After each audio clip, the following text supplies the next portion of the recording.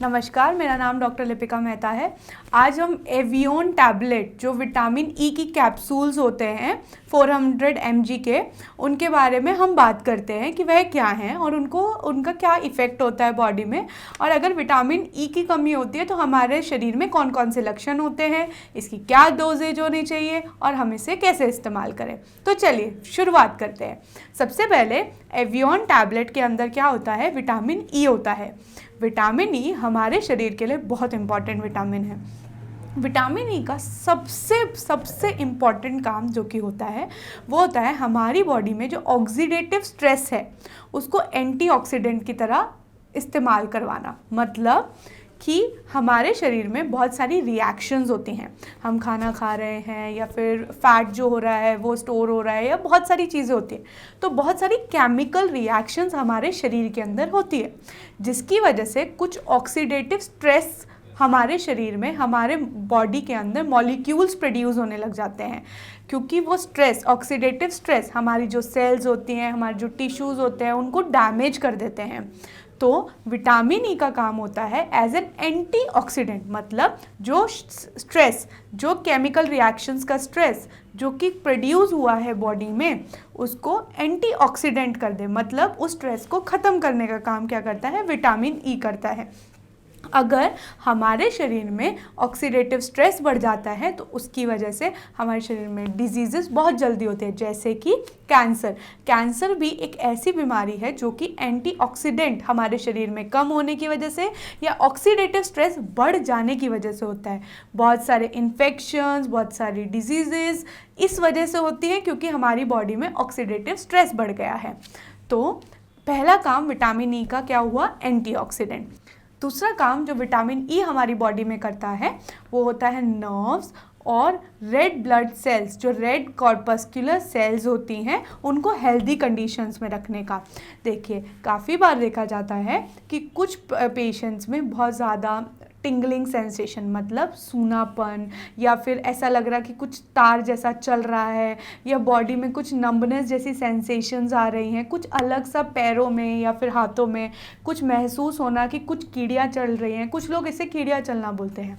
ऐसे टाइम पर ऐसी कुछ चीज़ें इस वजह से भी होता है क्योंकि या तो ऑक्सीडेटिव स्ट्रेस बढ़ जाता है या फिर जो विटामिन ई है उसकी कमी हो जाती है। काफ़ी सारे और भी कारण हो सकते हैं, लेकिन देखा जाता है कि जिनके अंदर विटामिन ई की कमी होती है उसके अंदर नर्व रिलेटेड डिसऑर्डर या रेड कॉर्पस्कुलर रिलेटेड डिसऑर्डर्स भी होते हैं। तो विटामिन ई का दूसरा काम हो गया हमारे शरीर के नर्व एक्टिविटीज़ को सही रखने का। तीसरा काम जो विटामिन ई करता है वो है हेयर के जो स्काल्प हेयर्स हैं उसको ऑक्सीडेंट रखने का। मतलब मान लीजिए हमारा जो काफ़ी बार देखते हैं कि हमें बहुत ज़्यादा हेयर लॉस हो रहा है। हेयर लॉस का बहुत बड़ा रीज़न ये माना जाता है कि हमारे जो स्काल्प है वहाँ पर एंटीऑक्सीडेंट की कमी हो गई है, मतलब विटामिन ई की कमी हो गई है।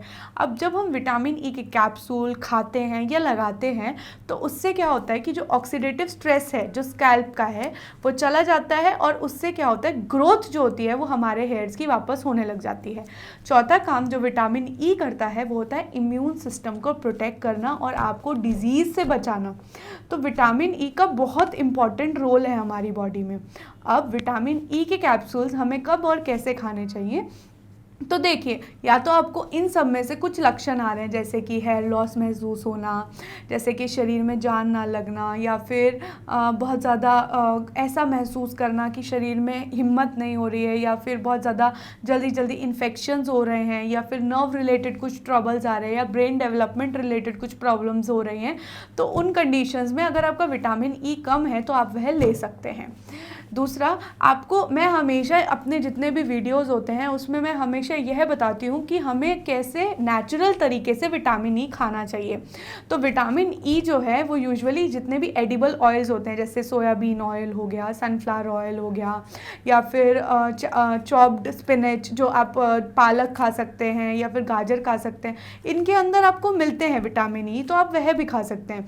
अब जब नौबत आ ही गई है कि हम कैप्सूल यूज़ कर रहे हैं, तो यह कैप्सूल आप, जैसे एक एडल्ट है उसको वो है पर डे पर कैप्सूल आप यूज़ कर सकते हैं। कुछ लोग इसे हेयर्स में लगाते हैं, तो हाँ वह बहुत अच्छा काम करता है और साथ में वो एंटीऑक्सीडेंट प्रॉपर्टीज़ प्रोड्यूस करके आपके हेयर ग्रोथ में भी हेल्प करता है। यह टैबलेट आप 7 से 14 दिन तक ले सकते हैं। ये 400 mg के में आती है और ये जेली लाइक ग्रीन कलर की होती है। आप अच्छे से इस टैबलेट को पानी के साथ ले सकते हैं और हमेशा इसे खाना खाने के बाद लेनी है, क्योंकि यह लिपिड सॉल्युबल विटामिन है, इसलिए यह जो भी है ये खाना खाने के बाद आप गर्म पानी या नॉर्मल पानी से यह ले सकते हैं। यह टैबलेट हमको बहुत सारी और चीज़ों में भी काम आती हैं, जैसे कि एंटी एजिंग, मतलब कि यह जो टैबलेट है इसके अंदर इतनी प्रॉपर्टीज़ होती है, इतनी एंटीऑक्सीडेंट प्रॉपर्टीज़ होती है कि हमको एजिंग से भी हेल्प करती है। ये टैबलेट स्किन के लिए बहुत अच्छी है। इस टैबलेट को यूजुअली यूज़ करते समय कुछ बहुत ज़्यादा साइड इफ़ेक्ट्स आपको नहीं देखने को मिलते हैं। कभी कभी कुछ पेशेंट्स में ऐसा देखा जाता है कि इस टैबलेट को लेने के बाद टायर्डनेस, हेडेक महसूस होना, लिथार्जी, नोज़िया जैसा लगना, वॉमिटिंग जैसा लगना। अगर आपको ऐसा हो रहा है ना, तो इसका मतलब है कि ये टैबलेट आपको सूट नहीं कर रही है। अगर ऐसा है तो आप अपने डॉक्टर से बात करें और वह आपको कुछ और दे देंगे रादर देन दिस टैबलेट। आप ये अपने मन से ना लें, या आप डॉक्टर से प्रिस्क्राइब कराएं, अच्छे से डॉक्टर की सलाह लें और उसके बाद ही ये टैबलेट लें। धन्यवाद।